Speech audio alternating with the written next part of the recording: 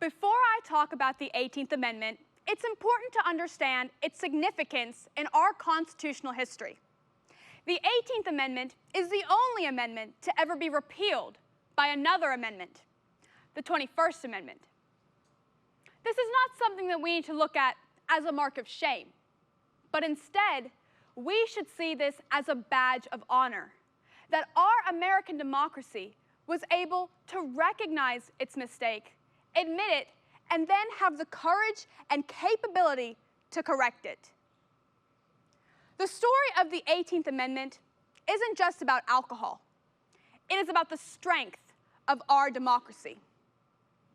The 18th Amendment was born from good intentions, the temperance movement, led by religious leaders and reformers who believed that alcohol was the root of a lot of societal issues: broken families, poverty, and crime. They weren't wrong to be concerned. Alcohol abuse was rampant in the late 19th and early 20th centuries. Salons were overflowing, public drunkenness was common, and domestic violence was a growing crisis on the rise. Prohibitionists dreamed of a cleaner, healthier America, one where families thrived and where crime disappeared. And so, in 1919, they ratified the 18th Amendment, banning the manufacture, sale, and transportation of alcohol. Then a year later, through the Volstead Act, in 1920, the law went into effect and the nation went legally dry. It was supposed to be an era of a better America, but the law meant to reduce crime only ended up increasing it. It was meant to create a sober society, but the 18th Amendment only caused new ways of rebellion.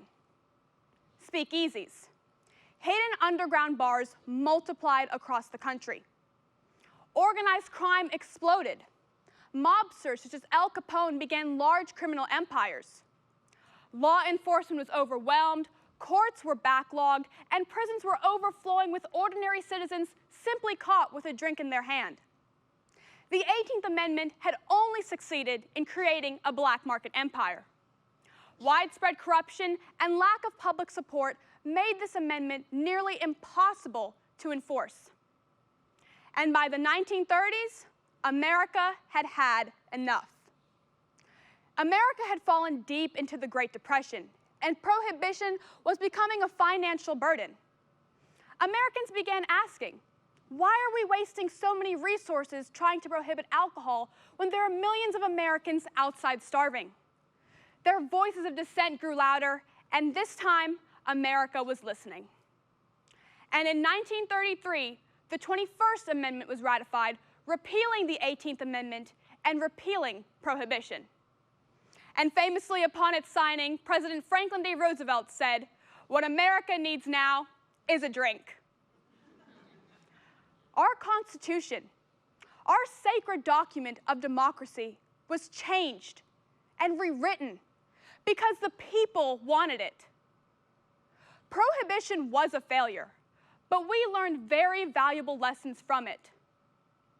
First, we learned that a law can only work when the people truly believe in it. We learned that a law can be born from good intentions, but still lead to disastrous outcomes, as the 18th Amendment did. It was meant to reduce crime, but it only ended up increasing it.